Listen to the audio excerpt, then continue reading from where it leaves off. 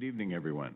It is now 6:07 p.m., and I will call to order this online and in-person public meeting. It is May 4th, 2022. My name is Andy Gregg, and I'm the chair of the Historic Preservation Commission. Due to COVID-19, regular meetings and public hearings of the Clark County Historic Preservation Commission will be held in a hybrid format with both in-person and virtual participation options for commissioners, staff, and the public. This will allow for safe participation by commission members, staff, and any citizen interested in attending. For those of you joining remotely via computer, you should be able to see tonight's meeting agenda on your screen. If you can't see the screen and have joined by phone only, I will be announcing the agenda items as we move through the meeting topics. Members of the public and applicants that have joined remotely are attendees, which means you can see and hear the event you joined via computer or mobile device, or you can just hear the event if you joined by phone. Other event participants cannot see your video and cannot hear your audio unless you are acknowledged by the commission chair or staff and are unmuted. For anyone who is here in person today, be sure you mute your microphone at any time you're not speaking to avoid audio feedback issues. You can turn the microphone on by pushing the button on the base of the microphone and off by pushing the same button a second time. This evening's agenda is planned as follows: roll call and introductions, prior meeting notes approval, public comment for subjects other than public hearings on this meeting's agenda, as there will be specific public comment periods as part of the hearing, budget review for memberships and training, committee updates and announcements, old business and updates, good of the order, and adjournment. We'll now start with a roll call of the Historic Preservation Commission members who are present for this meeting. Commission members, please say, "I'm here," after I call your name. Paige Alfuth. I'm here. Jan Bader. Here. Julie Bond. I'm here. Morgan Frazier. I'm here. Greg Foos. I'm here. And Andy Gregg is also here. Now looking at the meeting notes approval, does anyone have any comments on the draft of the March 2 meeting minutes? If not, I will take a motion for approval of the March 2 meeting notes. So moved. It's been moved by Greg Second. Foos and seconded by Jan Bader. All those in favor of accepting the March meeting minutes as written, please say aye. Aye. Aye. Any opposed? It passes unanimously. We'll now take public comments on any items besides today's meeting items. Please keep your remarks brief and to the point. You'll have 3 minutes to speak. Susan will provide instructions on how to make public comments for those joining us through their computer or mobile devices, and for those joining by telephone audio only.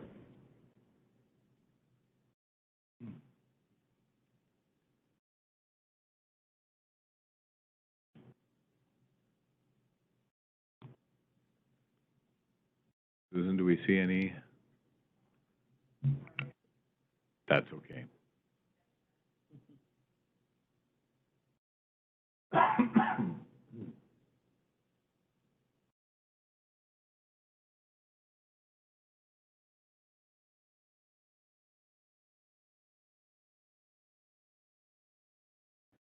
We do not have any hands up on the remote WebEx.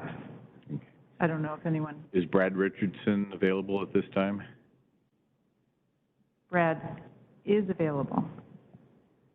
Let's invite Brad to discuss museum tours with HPC members at this time. Brad, you're unmuted now. All right, can everyone hear me okay? Yes. Yep, excellent. Thank you so much. Sorry I couldn't be there this evening, but I appreciate the opportunity to speak to the commission. I was just recently talking with some of the county staff, and I realized that we've had a lot of different folks come on to the Historic Preservation Commission. And I would love the opportunity to either individually, one-on-one, or as a group, provide a tour of the museum and just a little background on the broad work that we're doing. I can tour you through the galleries that we have currently, just to let you know, we have 2 statewide award-winning exhibits on display that I can show you while you're there. We also have our collection space that I'd love to walk you through, both on-site, and then potentially we could also view the off-site collections that we have. And then also just discuss the programs, interpretive work, and preservation work that we're doing, and just get a chance to kind of catch you up on a lot of stuff that we're out there doing in the community. So just wanted to put the offer out there, and I know staff and most of the commission has my email information, so we can touch base and figure out when a good time for everyone would be to do that, either as a group or individually. I'm up for either way. And also just as I have an opportunity right now, I want to thank you again for your support of our speaker series. We've had an amazing season so far. In February, we had First Families, the Next Generation, which started to open the door to exploring the next generation of Vancouver's African-American community that's referred to as the First Families, and that was virtual, but we were able to get some folks engaged with that. And then we held 2 events in the building. One was highlighting women's history in March, and the other in April was actually highlighting the new findings that we have related to the Chinese American experience and Chinese experience in Vancouver. And it was presented by Professor Wang from WCU Vancouver. And we had a performance by a local Asian American group called Music Fusion. And we actually have a display highlighting Music Fusion in our music gallery now. And then tomorrow night, if any of you are available, we're having our speaker series. It's called From Water Wagons to Private Development, and it'll be at the historic Covington House, and it'll be highlighting the development of the water system. And we wouldn't have been able to do this speaker series and bring these important talks to the community without your support year in and year out. So I just want to thank you again, and hopefully we'll be able to get together and do a tour, and I can give you even more info about the incredible things we're doing at CCHM. Thank you, Brad. Appreciate you sharing that with us this evening.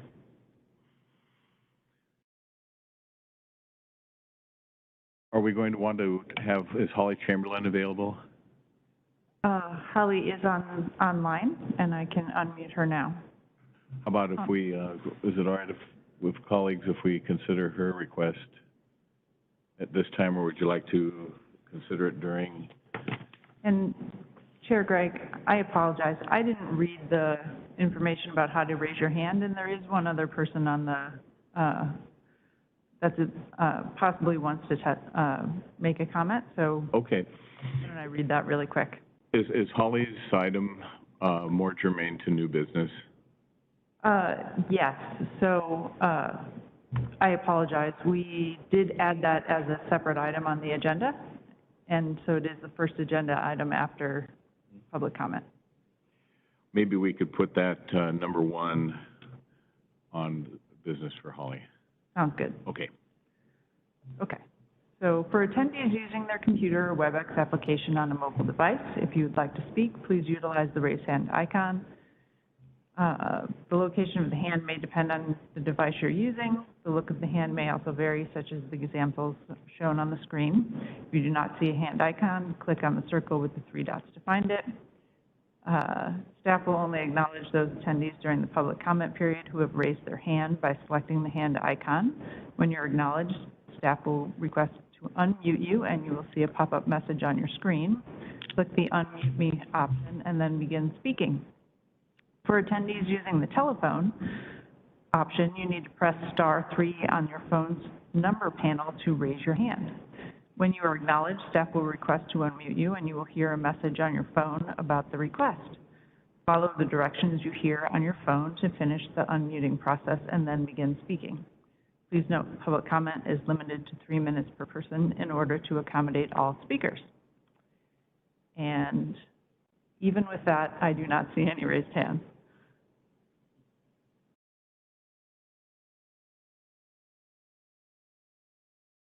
We do have some members in person that would like to testify or make a comment. I'd like to recognize and welcome former Clark County Historic Preservation Commission Chairman, Alex Gall. Hot mic. Right. Hello, and it's great to see people's faces again. As Andy said, I'm a former commissioner and former chair, and it feels like a good time to kind of revisit some of the things that were discussed when I was last on the commission. Issue that I was working for several years on was the fact that we don't have any kind of review process for historic houses in any of the jurisdictions, Vancouver or Clark County, in terms of demolishing them. So as far as the demolition permitting process, there's no checkbox saying, you know, is your house over 50 years old, and if so. So we have no means of recording any of these historic homes, and they are being demolished at a pretty quick rate. And, you know, I'm certainly not saying they all need to be preserved, but we do a good job in this county. Our GIS system, our Maps Online, is fantastic. But once those houses are demolished, that information disappears and can't be publicly accessed. And so we're just losing a lot of information. There is, the state does keep a public inventory of historic structures, so that would be one way to do it. We could do it internally through Clark County. In any case, I do have a presentation, a PowerPoint, that I wouldn't mind if you guys, you know, there's been a lot of turnover on the commission, just to kind of introduce the topic to you guys maybe at a future meeting, so you guys could maybe talk about that. And then I did attend, I think, a meeting 2 months ago. I'm on the Arts, Culture, and Heritage Commission, and I do think that we have a lot of overlap on certain topics. You know, a good case in point is the library reuse, the library out on Mill Plain. And I think in some of those situations, you know, I think maybe the Academy might have been a good example where we could support each other and give each other, I just think that we would have a stronger voice if we work together and we're sort of aware of each other's agendas and what's happening and what's cooking. You know, certainly I think the Culture, Arts, and Heritage Commission, we're seeing some things that I think would make sense for you guys to see, and no doubt you guys are seeing some things that might be worth us to see. So anyway, I just want to open up that line of communication. I had a conversation with Jason that was really productive, just about, you know, how to kind of get that line of communication open. So anyway, I don't really have too much specifics. I just want to kind of get myself in front of you guys. And if you have any questions about the Culture, Arts, and Heritage Commission, feel free to contact me. And we're, I think, in the Parks Department now, third time's a charm. So you can reach us that way, and certainly our minutes and agendas should be available. So anyway, that's all I have to say. Thank you. Any questions?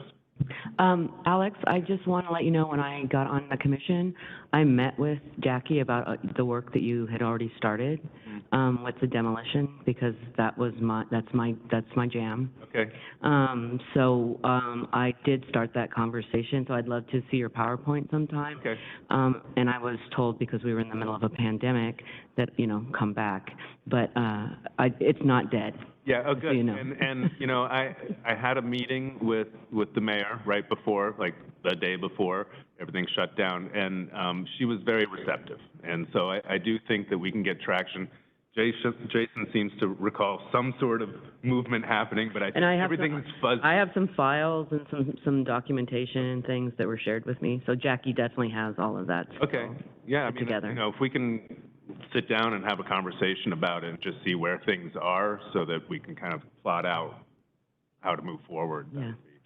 Alex, I'm mindful of the lack of the demolition recording process. And would you be willing to come to the June meeting with your PowerPoint? Yeah. June, what day is it? First Wednesday. I think I'll be. It is the first. I might be out of town. Oh, no, I will be in town. Okay. I would appreciate it if you could do that, because I'm not only mindful of your charge, but I'm also trying to carry out Rob Hines' charge of outreach as well. And so now that we're coming back to hybrid sessions with in-person participation, I would like to make sure that those initiatives that we were called upon to carry out get carried out in my final year as a commission member. And so I'd appreciate having that. Okay. Well, sounds good. I look forward to seeing you guys again. Yeah, yeah. And Alex, you can probably find me online if you want to reach out and just have a conversation. Anytime. Yeah, it might make sense just to make sure that I'm not presenting things that are obsolete and Yeah. whatnot. So, okay, great. Do I just push this red button? Thank you so much for coming. Chair Greg, sorry to interrupt. The hand raising, for some reason, is almost impossible to see, but Holly Chamberlain does have her hand raised, so is it okay if I? Let's recognize her. Okay. Holly, you're unmuted. Thank you, everyone, and good evening. I have some public comment from the Historic Trust at this point. In Hey, Holly, regard to, can you speak up a little bit? sure, is that better? Yes. All right, let's give that a try. Thank you, as we adjust to being hybrid.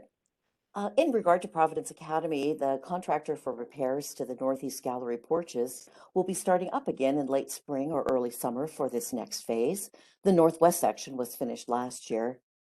The West porches recreation are slowly climbing up the facade. Supply chain issues have primarily been resolved, but the weather literally dampened progress.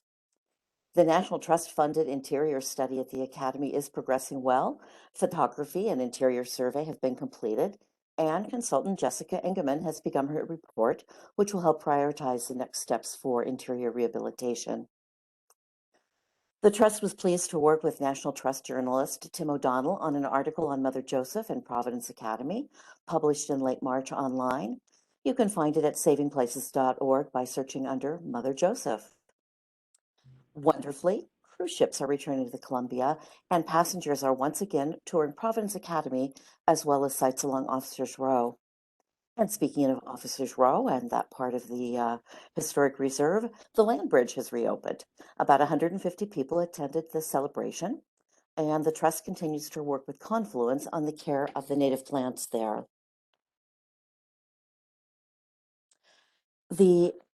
We've recently had an archaeologist from the National Park Service working on the archaeological testing to prepare for the food cart pod to go into the area that is northeast of the Howard House. We are wanting to put in some electrical and water lines to offer more opportunities for different kind of carts to be there. The spring 2022 issue of This Place, the quarterly magazine of the Washington Trust for Historic Preservation, has an article about the history of Marshall House, and you can find that there at preservewa.org/news and events. In terms of partnerships, we were honored to once again be one of the partners with the Nez Perce tribe in presenting the Chief Red Heart Memorial Ceremony last April 23rd. The city and the trust made a joint contribution to the Nez Perce Scholarship Fund. And finally, in terms of announcements, the deadline for high schoolers to apply for the Washington Trust for Historic Preservation's Youth Heritage Project this coming summer in Port Townsend is May 13th. More information about this free summer program from July 12th to 15th can be found at preservewa.org. Thank you. Thank you, Holly.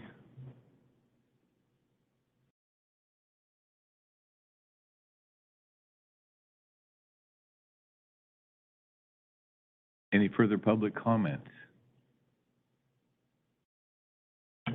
No, I think we're done. Okay. So now we are moving on to the request for a letter of support from the Historic Trust, and we'll invite back Holly Chamberlain. Thank you. Can everyone still hear me?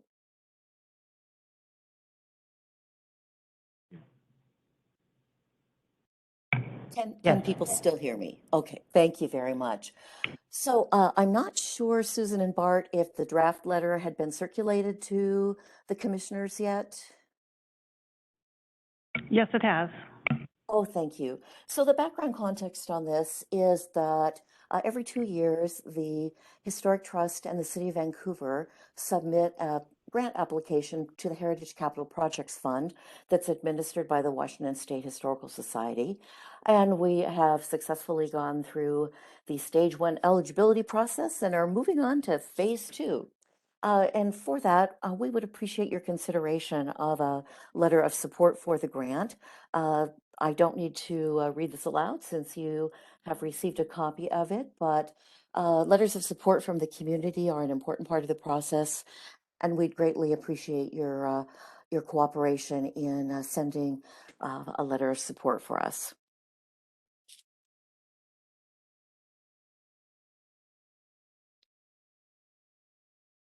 Thank you, Holly.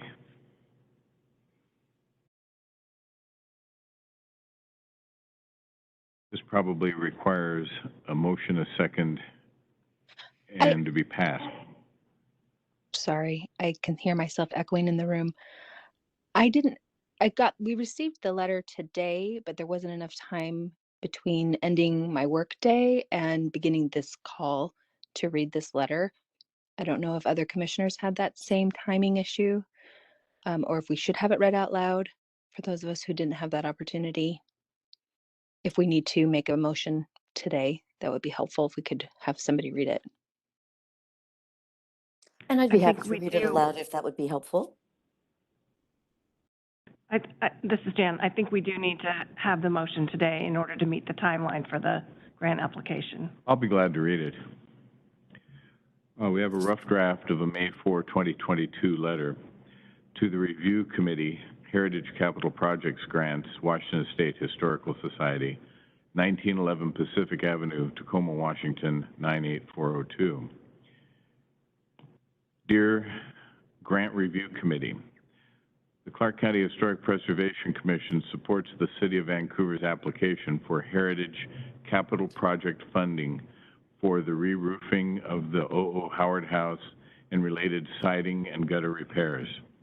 The Howard House, built between 1878 and 1879, is an important component of the Vancouver National Historic Reserve Historic District. In partnership with the city and local heritage conservation, the Commission appreciates and encourages the ongoing historic stewardship of the landmark dwelling. The Victorian-era home is a rare surviving reminder of territorial Vancouver. Even rarer is its association with an historic figure whose significance reaches beyond the Pacific Northwest to the national level. While our local community continues to be supportive of its preservation and reuse, Heritage Capital Grants capital projects would significantly assist our home front efforts to effectively share this important building with the public and pass it on to the future.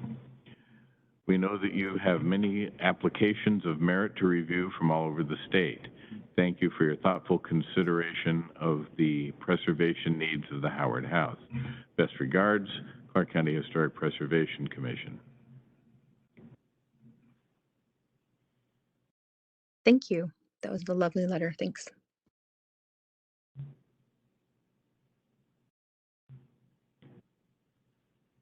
I'd be happy Move to to answer approve. any questions about the process. Oh, thank you. It's been moved that the letter as read be approved. I'll second that. It's been moved and seconded that the letter as read be approved.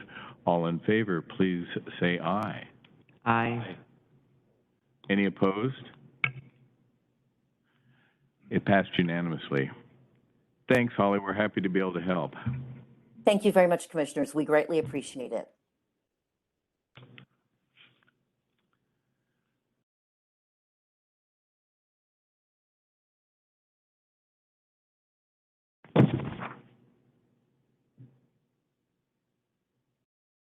Any further public comment? No. Okay. Susan, would you please continue with the budget review for memberships and training?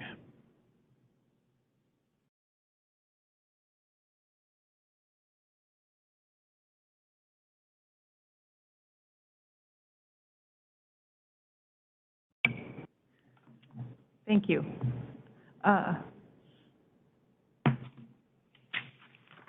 Primarily, I would like to request approval of the costs shown on the screen for the memberships for, these are similar to what you approved in 2021. But I also would like to discuss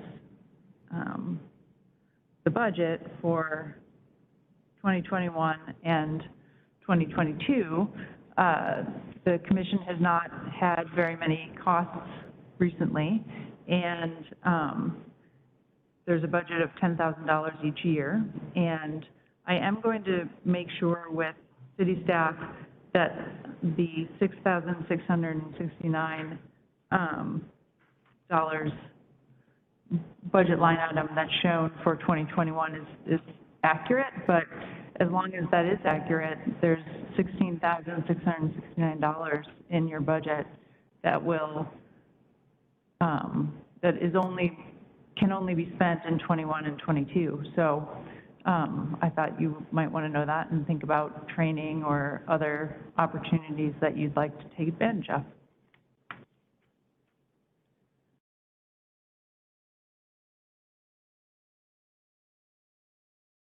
So, but primarily the memberships, we would like to get those approved so we can renew all of those memberships sooner rather than later.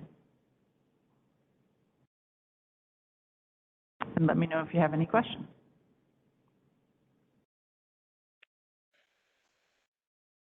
Susan, this is Julie. Do we have any trainings on the table that we know of, or any types of conferences or other events that we could put that money that needs to be spent in this fiscal year or this period of time up until October? Do we have anything that, or do we need to research some things ourselves?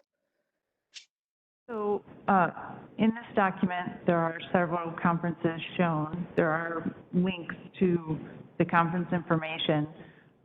Because for some of them, travel and hotel rooms and things would need to be included, I didn't put a total cost, but these are some suggested conferences that all of you could potentially consider attending. Well, I was already planning on attending the Cultural Resource Summit that's in a few weeks, the one day online. I had already researched that on my own because of my profession. But some of these are coming up probably pretty quickly. So if people are interested, they probably should. Like if anybody else wants to go to the Cultural Resource Summit, we might want to put that on the budget. For instance, today. What's the date of that? It's May 25th and 26th. They have an online option so that you can participate, and it's very reasonable. I think the in-person, it says, is closed. The in-person registration is closed.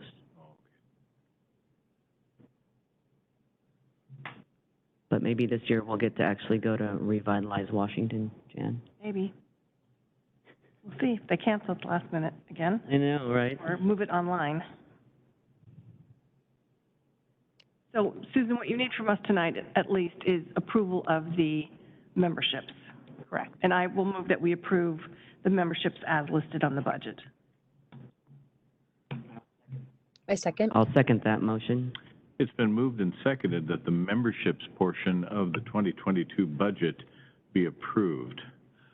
All in favor? Aye. Aye. Any opposed? That passed unanimously. As far as the training, since a couple of these are pretty imminent, do you,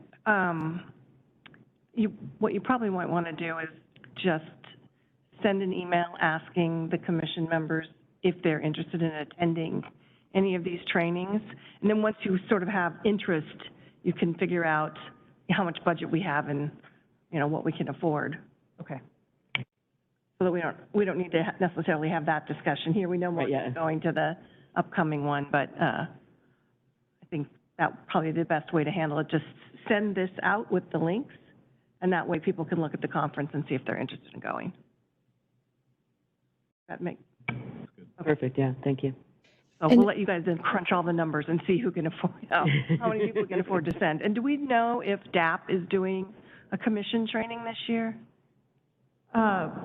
We don't, no. They haven't put out their schedule yet, I don't think, that far. Yeah, I looked online and didn't see anything. Okay.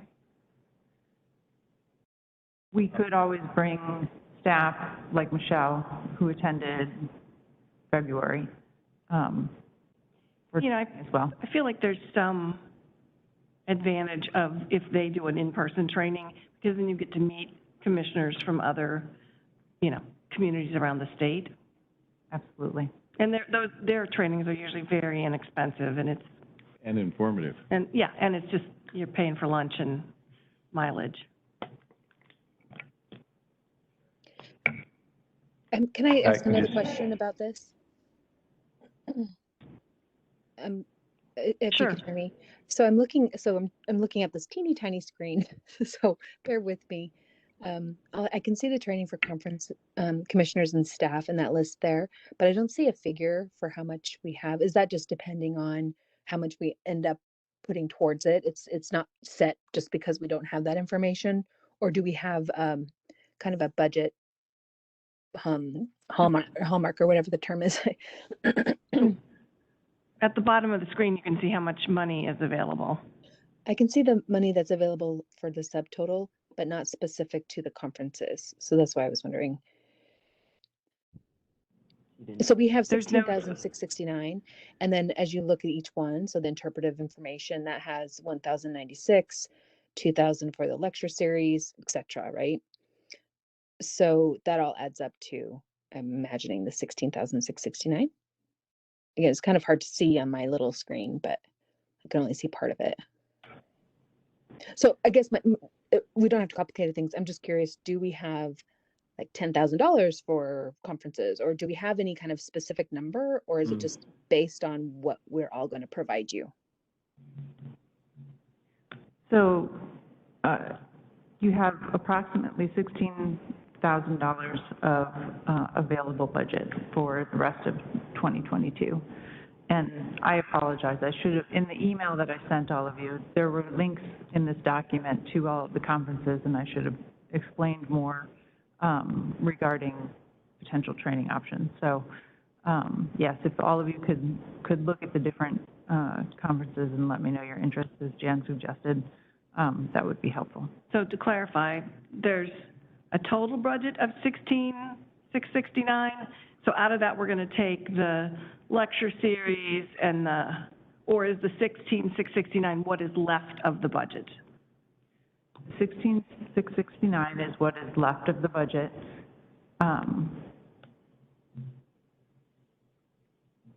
Yes, I understand the question now. There's approximately $4,141 of the 1669 That's already allocated. that's already allocated. Yeah. Okay, so there's $12,000 left. Yes. That was the question. Yep. Okay. Thank you.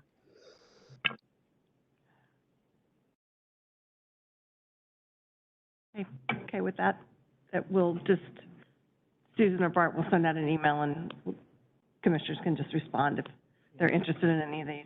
Because some of them are coming up soon. Yes, Yeah. really soon. So. I would appreciate it.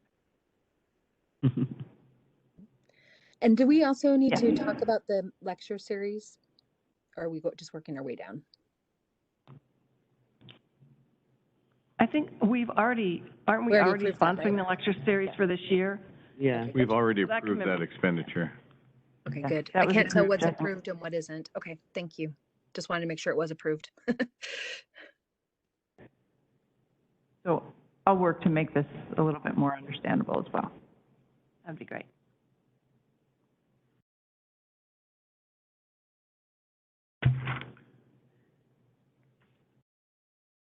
Thank you, Susan. Continuing on with committee updates and announcements. On March 15th, I had the pleasure of meeting with the Vancouver Culture, Art, and Heritage Commission under the auspices of former HPC Chair Alex Gall. And in my part of the program, I introduced the Historic Preservation Commission's scope of work, mentioned that 2 members of the HPC are, in fact, approved by the City of Vancouver and are specifically designated for that jurisdiction, and talked about a few opportunities to collaborate and develop synergy as we pursue our common goals. I think Alex did a really nice job tonight already letting us know the kind of interaction that we can expect in the future. And this is also a good opportunity for us to take advantage of the developed skills of commissioners who have left service. And so I thanked Alex and made the comment that several of the people on the of that Vancouver Culture, Arts, and Heritage Commission know me well, and that I would stun them with the brevity of my remarks, and I hope I made good on that, Alex. So it was a very pleasant time. Susan, could you talk a little bit about position vacancies in the application review subcommittee? Absolutely. So we have 2 position vacancies that have come up this year. And we have 1 member that reapplied, and we have 5 other applications. And we need volunteers to be on the application review committee and make a recommendation to the county manager and the council and the Vancouver City Council for appointment for, I apologize, we have 3 positions because we have 1 position that will be open for the remainder of Feli Garcia's position, and then we have 2 county positions that are available for renewing. So we need the committee to form to make a recommendation. We need volunteers. I volunteer. Yeah, I would like to as well. We normally have 3 members, I believe. I'll volunteer. Thank you. So we'll be following up pretty quickly with sending you the application materials that we received and the criteria for review, and then we'll schedule some meetings to select the members, or select the people for interviews, and then interviews. So you can I have 2 weddings like that. in 1 month, so let's get this done. Susan, just to clarify, we're recommending for Feli Garcia's unexpired term and then 2 full terms. That's correct. Okay.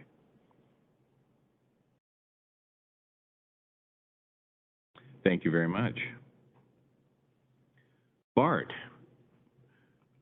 would you please present the item regarding consulting party for bridge replacement? Sure. Bart Catching, Community Planning. I just wanted to bring to the Commission's attention that both the city and county historic staff received notice from the Interstate Bridge Replacement Project as part of their Section 106 review that they were soliciting parties to be consulting parties for the project, the cultural and historic aspects of the project. And so the letter came, Jason had a copy of the city's letter that he just handed to me, which is basically the same letter that the county had. And it came in on March 10th, and we needed to respond by a date certain. So it was going to be before we had this meeting. So in internal consultation, we responded and said, yes, we would like to be a consulting party. And for the current time being, since the communication at the county level was going to Jackie, we switched so that those emails from the IBR group would go to me for the time being as a staff person, so that nothing would get lost in the shuffle. And if you want to speak up on the city's behalf after I'm done, please do, Jason. But for the time being, that's the only party that has said officially that we want to be a consulting party. And I've never been the staff person on a project quite like this before, but my basic understanding is that we would only get notice for items that directly related cultural, archaeological impacts and things of that nature.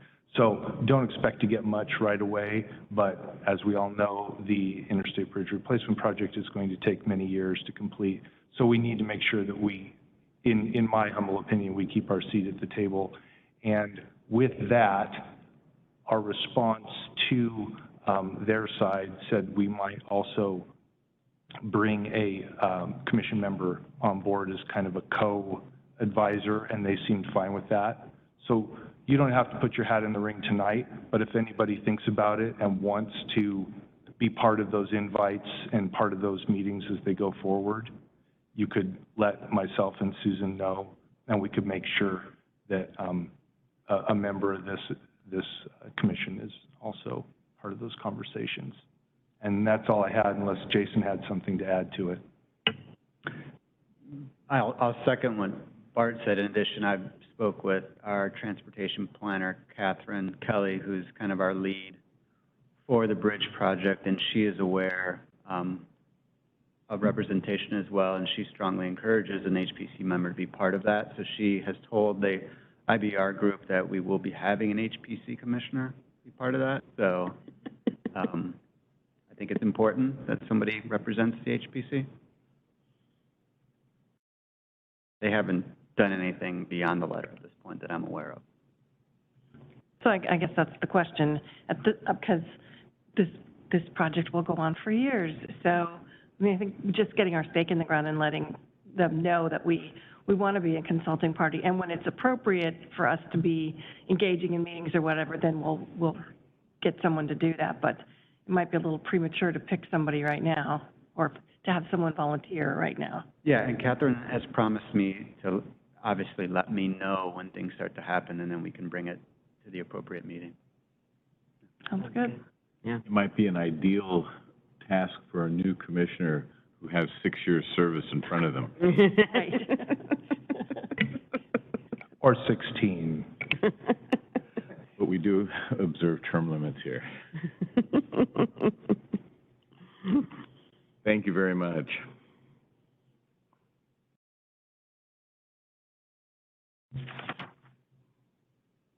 Susan, would you please comment on the 2021 Community Planning Annual Report? Absolutely. And Chair Greg, can I go back to the budget for just a second? Of course.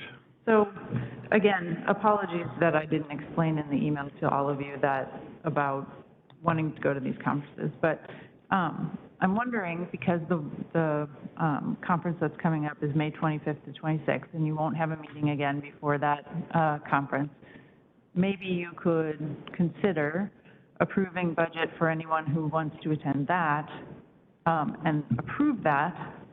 It's $150 for both days, and then anyone who wanted to could contact us. It's just a thought, because otherwise I don't know how it would work, or possibly you could approve paying for it and reimbursing people. Let's entertain a motion to approve $150 for the 2-day training. Does anybody besides Morgan want to go to that training? I would like to. Okay. Good. Okay. So 2 people, $300. And are you going in person? No, online. Online. Yeah. I'm happy to make a motion that approves $300 for Julie and Morgan to attend that training.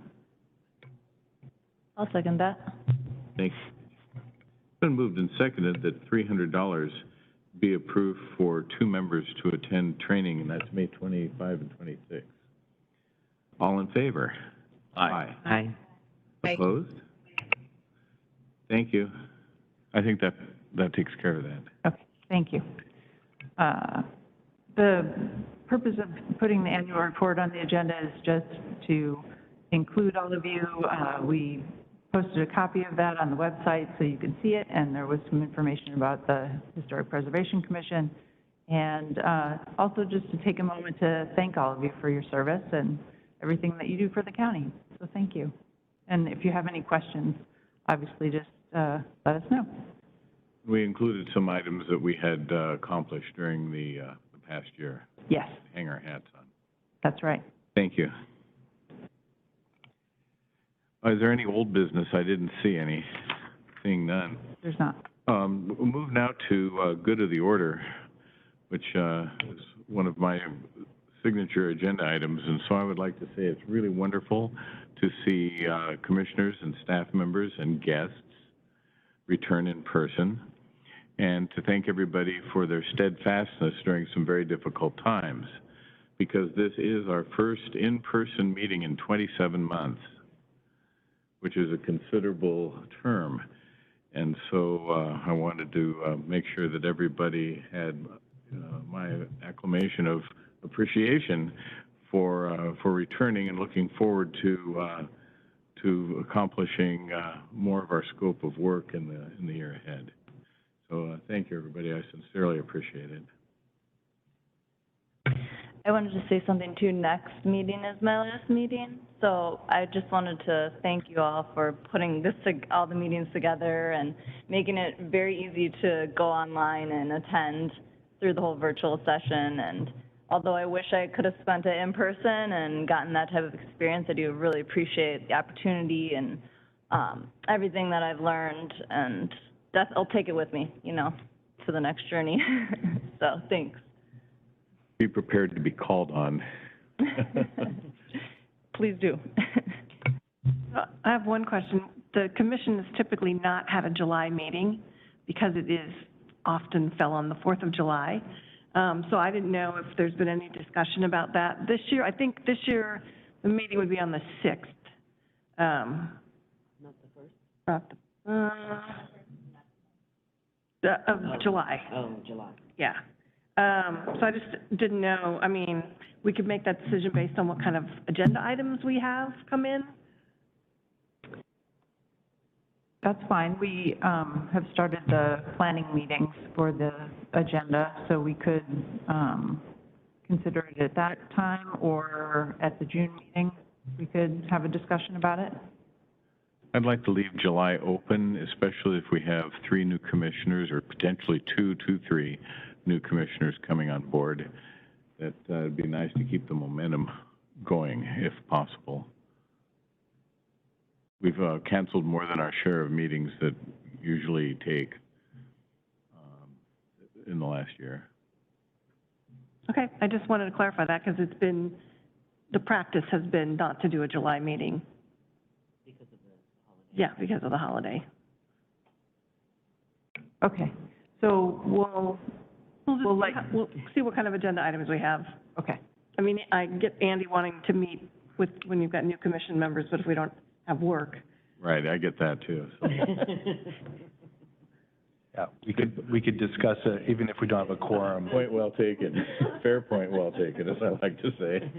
Even if we didn't have a quorum, we could have a work session or introductory. Maybe orientation. Orientation or something. I will be in town that day, so we'll communicate about it. Thank you. Any further? At this time, I would entertain a motion to adjourn. I motion to adjourn. Second. It's been moved and seconded that this meeting be adjourned. All in favor, please say aye. Aye. Thank you, everybody, very much. Thank you. Bye, everybody. Bye.